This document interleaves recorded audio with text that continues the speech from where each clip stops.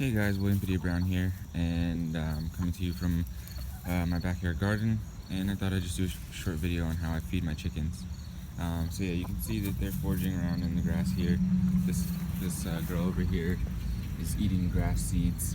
They will eat lots of the lamb's quarter, and sometimes they'll eat pumpkin leaves and other leaves in the garden. If I come through over here, you'll see two things. There's a feed, a little feed tray in there that I usually fill up with grains, cracked corn, feed, supplements, spirulina. I typically give them spirulina, spirulina algae to increase the omega fatty acid essential oil content in their eggs. And then you'll see some like old food that was left out overnight, some gnocchis or something. But yeah, we give them all sorts of food scraps and leftovers that get left out or been left in the back of the refrigerator for a long time or something like that. Anything gets moldy. And then all the food scraps and stuff go into the compost area. I pick a different place every year that I make a compost pile.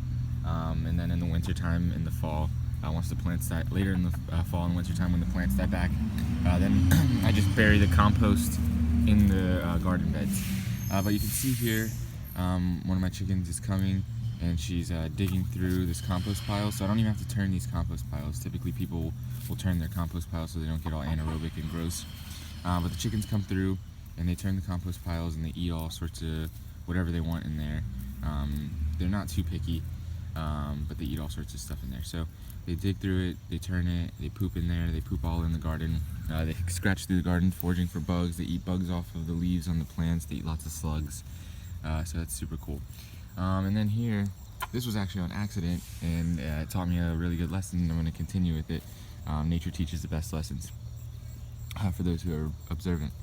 So I was feeding them lots of grain, and their grain feed has some sorghum in it, and some of the sorghum seeded and grew, so I've been able to feed them lots of sorghum this year. So I've just been harvesting the heads off these sorghums when they get nice and ripe, like this guy here, and I'll just cut them off. Just brought out a regular little kitchen knife. I'm going to cut it off, and then I toss it right into their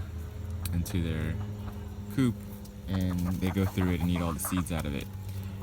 So I don't really have to buy too much food for them. A lot of their food, just as I said, comes from the scraps from my house, and then this sorghum that I grew, and then we grew some feed corn. So there was like some corn that was really starchy that we weren't going to really eat, like the Bloody Butcher red corn is really starchy.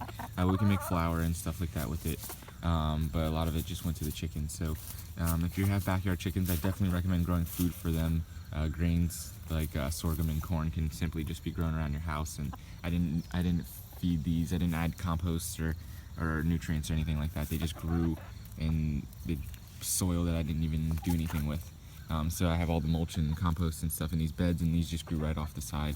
So yeah, this is William Padilla Brown. These are my backyard chickens, and I'm just depositing food scraps into the soil bank and into my bank of chickens, and withdrawing deposits, withdrawing food and plants, fruits, and eggs.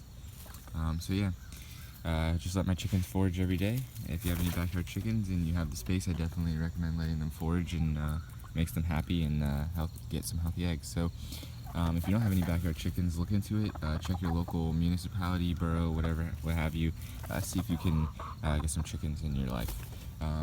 Just like I said, this is William Padilla Brown. If you like this video, hit the thumbs up, share on Facebook, any of your favorite permaculture blogs, backyard chicken blogs, anything like that.